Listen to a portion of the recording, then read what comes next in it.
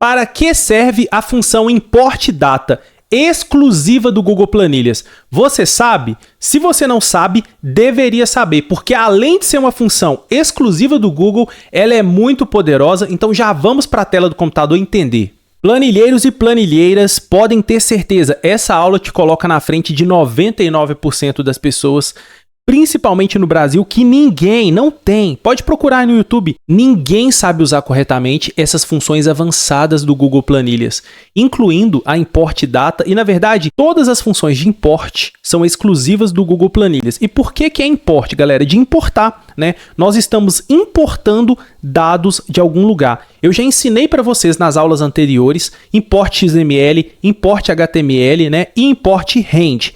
Porém, a import data, ela acabou passando despercebida, eu vi depois, e eu retornei agora com essa aula atualizada para vocês, porque isso daqui é fundamental. Essa função, ela é muito poderosa, vocês precisam entender ela. Então, além de aprender a função import data, nós vamos usar essa aula também para revisar a ideia de import, né? Você já deve ter percebido, até pela prática das aulas anteriores, que quando a gente fala de importar, basicamente a gente está puxando o dado de algum lugar. Eu, particularmente, sou apaixonado pela função import range, porque ela deixa você manipular qualquer outra planilha, mesmo que essa planilha não seja sua, sem alterar os dados da outra pessoa e você podendo trabalhar na sua planilha aqui. Então, essa manipulação de dados com a import range é muito poderosa. Eu dei exemplos avançados para vocês aí de import XML, de import HTML, puxando dados de sites específicos, né?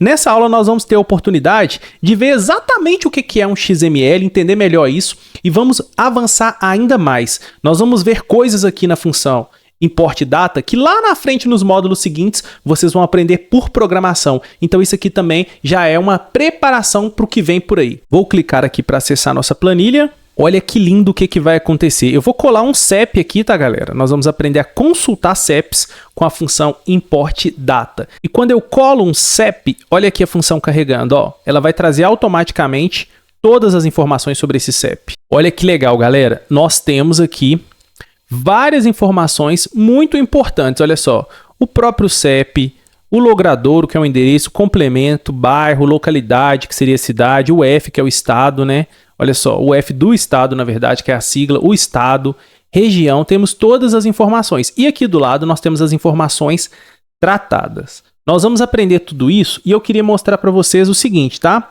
Tem várias aulas aí na internet de Excel, o pessoal ensinando a buscar CEP no Excel como se fosse uma coisa muito poderosa. Aqui no Google Planilhas, né, nós conseguimos manipular esses dados de forma muito mais profissional, porque as funções realmente importam. E lá no Excel elas são muito mais limitadas, né? Tem uma função lá de pesquisar dados na web. Aqui a gente está importando os dados para a nossa planilha e nós vamos trabalhar eles do jeito que a gente quiser.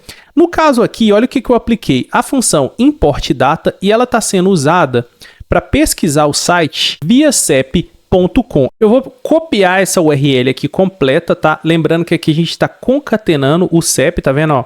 Esse CEP aqui é um próprio CEP de exemplo lá do viacep do site, tá? Pra gente. E no final, veja o que a gente tem aqui, ó. /JSON/, tá? Então, vamos juntar todas essas informações, colar aqui e vamos ver. Olha só que interessante, galera. Então, se eu trocar isso daqui para um outro CEP, eu até tenho um outro de exemplo aqui na nossa planilha, que é esse aqui, ó. 70, deixa eu dar um Ctrl X nele e colar ele aqui para a gente fazer esse teste. Olha só, vamos ver o que acontece. Olha lá, já trocou. Praça dos Três Poderes lá em Brasília. Tá vendo? Então é automático. Deixa eu colar ele aqui de novo na planilha. E aqui, pessoal, o que vocês têm que entender? Esse JSON é um formato. O viacep, ele fornece os dados para a gente em JSON ou XML. Os dois formatos são muito usados e a gente consegue trabalhar os dois na fórmula lá, import data, tá? Os dois, muita galera que trabalha com nota fiscal sabe talvez aí melhor do que eu a importância do XML. O que é o XML? É um formato de dados que te permite buscar cada uma das informações separadamente. Você não precisa puxar tudo, você pode pegar só que você quiser. O JSON, ele é muito parecido. Ele tem esse formato de chaves aqui, ó, mas ele é muito parecido. Isso aqui é um formato JSON. Lá no nosso curso de programação, na parte mais avançada que a gente vai criar os nossos aplicativos, vocês vão aprender até a criar os seus próprios JSON. Ou seja, vocês podem criar informações e manipular elas no Google Planilhas por fórmula se você quiser também. Os poderes, galera, que vocês vão aprender nesse curso aqui são inimagináveis, tá? Não tem outra coisa parecida com essa no Brasil, eu não tenho medo de errar. Vocês vão aprender coisa que jamais imaginaram aqui, né? Imagino que a essa altura do curso já estão aprendendo. Mas enfim, vamos focar no JSON, porque vocês só vão precisar disso lá na frente e lá vai fazer sentido para vocês. Por hora, vocês têm que entender que eu tenho esse formato, que é um formato que a gente chama de JSON, e o outro formato que a gente chama de XML. É por isso que essa aula, ela também é uma oportunidade da gente aprender sobre o XML. Olha que legal. O XML, ele tem as tagzinhas, olha só. Então, quando eu fiz a aula de XML, eu quis mostrar para vocês o poder mais avançado dela, que é de consultar qualquer coisa da internet. Um uso muito avançado, a gente fez um buscador de preços usando a função XML, mas esse uso aqui é mais simples. Quando o site te fornece um XML pronto, ele já vem assim com as tagzinhas, ó. É muito mais fácil da gente acessar essas tagzinhas, eu vou mostrar para vocês, tá? Então aqui, ó, no nosso import data, olha só, se eu trocar aqui é import XML, na verdade, deixa eu voltar para cá. Se eu trocar aqui, ó, de import data JSON para import data com XML, a função nossa vai funcionar do mesmo jeito, ó, sem problema nenhum. Tá vendo só que legal? Então a gente pode manipular os dados do jeito que a gente quiser. Tranquilo? Eu vou deixar JSON mesmo para mostrar para vocês o seguinte, ó. Como que a gente vai ler esses dados, galera? Aqui nós temos, olha, uma tabela. Imagina que isso aqui é uma tabela. Nós temos duas colunas, a coluna 1 que está com o título e a coluna 2 que está com os valores. Tá vendo? Ó? Então eu tenho uma tabela, linha 0 da tabela, linha 1 da tabela, linha 2 e assim sucessivamente. Beleza? Então, ó, se essa função toda aqui ela retorna uma tabela para mim, veja, uma matriz, uma tabela, eu consigo acessar qualquer item específico aqui. Como que eu posso fazer isso? Ó, presta atenção que isso aqui é muito legal. Já sei o que eu vou fazer. Eu vou formatar aqui embaixo. Aqui são alguns exemplos, tá? Eu vou buscar o F, que eu não peguei ainda. Vamos pegar o F, tá? Ou, deixa eu ver, logradouro. Vamos pegar o logradouro? Logradouro. Vamos pegar o logradouro. Vamos deixar tudo maiúsculo. Vamos usar uma função aqui para não digitar de novo, ó. Igual a maiúscula. A gente usa fórmula para tudo, galera, ó. Colocar aspas, né? Porque logradouro é um texto e textos a gente usa aspas, pronto. Vamos aumentar o tamanho aqui para ficar bonito, logradouro. Eu vou chamar uma função aqui, galera, que muita gente já ouviu falar, mas não sabe para que ela serve. É a função índice. E ela tem acento. Se você digitar só o i, ela não vai aparecer. Tem que colocar o i com acento, ó. Índice, ela já apareceu. O índice, galera, olha o que ela me pede, ó. Ela tem uma referência. Qual que vai ser a nossa referência aqui? Vai ser a tabela, né? A matriz. E aí eu posso definir qual linha e qual coluna que eu quero pegar. Vamos colar a matriz, que vai ser a nossa fórmula, ponto e vírgula, para ir para a linha. Qual linha que eu quero pegar? Eu não quero pegar o logradouro, então ele está na linha 1, linha 2, linha 3. Eu digito simplesmente o 3. Detalhe muito importante aqui, galera. Eu não sei por que, confesso para vocês, porque no Brasil a gente usa o ponto e vírgula como delimitador de fórmulas.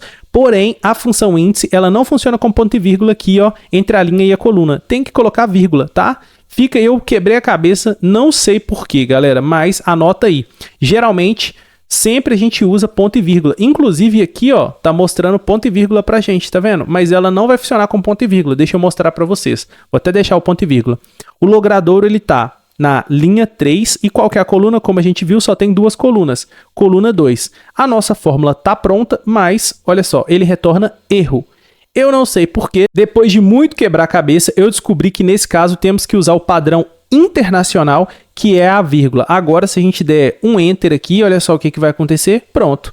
Logradouro, Praça da Sé. Então, nós temos todos esses exemplos aqui, ó, que são a mesma coisa, tá vendo? Ó, eu fiz a mesma coisa. Olha lá, ó, linha 6, coluna 2. Aqui embaixo, linha 7, coluna 2, tá vendo só? E assim sucessivamente. Detalhe bem importante para vocês agora, galera. Olha só. Veja que aqui, ó, nesses 3 exemplos, eu tenho somente a resposta. E aqui eu tenho a pergunta e a resposta, né? Então eu estou acessando logradouro, Praça da Sé. Como que a gente faz, então, nesse caso, para retornar apenas Praça da Sé? Lembra da função substituir, que nós já usamos algumas vezes e eu falei para vocês do poder que essa função tem. Nós vamos usar ela, por quê? Desse texto todo aqui, nós vamos substituir a palavra logradouro. Então, vamos usar o substituir aqui fora. Olha só que legal. Dentro desse texto todo aqui que a gente tem, nós vamos substituir, olha lá, o que eu vou pesquisar? Logradouro, não é isso a palavra logradouro? Deixa eu ver se o L é maiúsculo, não. Logradouro, ó, o que é? 2 pontos, espaço, aí sim eu fecho as aspas. E nós vamos substituir isso por quê? Abre e fecha aspas, ou seja, por nada. E agora a mágica está feita. Se eu quiser, agora eu posso vir aqui e substituir as aspas por nada também para ficar só o endereço certinho. Praça da Sé, beleza? Mas aí é uma questão de tratamento de erro. Nos daqui de cima eu não fiz, nesse aqui eu vou fazer para vocês. Primeiro eu faço um tratamento para substituir logradouro por nada, e agora que eu tenho só Praça da Sé com 2 aspas no começo e no final, eu posso vir aqui e usar substituir de novo, ou seja, uma cadeia de substituição, hierarquia de fórmulas. Então veja, eu tenho um import data, eu tenho um índice, eu tenho um substituir e por fim eu vou ter um outro substituir. Você entender essa lógica de cadeia de fórmulas é muito importante para o desenvolvimento do seu raciocínio lógico. Aí aqui, pessoal, a gente deveria substituir a aspas por nada, né? Então, olha só, quando eu coloco 2 aspas assim, né, o texto dentro dela que é o que vai ser pesquisado. Só que se eu coloco uma outra aspa, fica 3 aspas assim, o Google Planilhas não entende isso daqui como aspa, entende? Essa cadeia de aspas. Então, na verdade aqui, o que a gente tem que fazer? Usar um código aqui que chama charact, olha só, charact, e dentro dele o código, olha só que legal, essa função charact, se eu descer aqui, ó, eu posso acessar em Saiba Mais a tabela. Então, aqui nós temos os caracteres, se você quiser usar um caractere, olha que legal, ó, você pode pesquisar até na Wikipédia, vou clicar para vocês verem. Na Wikipédia a gente tem uma tabela aqui, ó, olha aqui, ó. E lá a gente vai usar o decimal, tá vendo? Então, na tabela decimal, o código de aspas é o 34, aspas dupla. Tá vendo só? Aspas simples é o 39. Então, eu vou simplesmente vir aqui dentro da função charact e colocar isso, ó, 34. Ou seja, eu vou substituir aspas, por que aqui? Por nada. Agora, a nossa função vai funcionar perfeitamente. Olha que legal. Exercício para vocês, fazer a mesma coisa com todo mundo aqui. Lembrando que o primeiro aqui não tem tratamento nenhum, aqui tem tratamento para tirar o título, né, e ficar só a resposta, e aqui tem o tratamento total, beleza?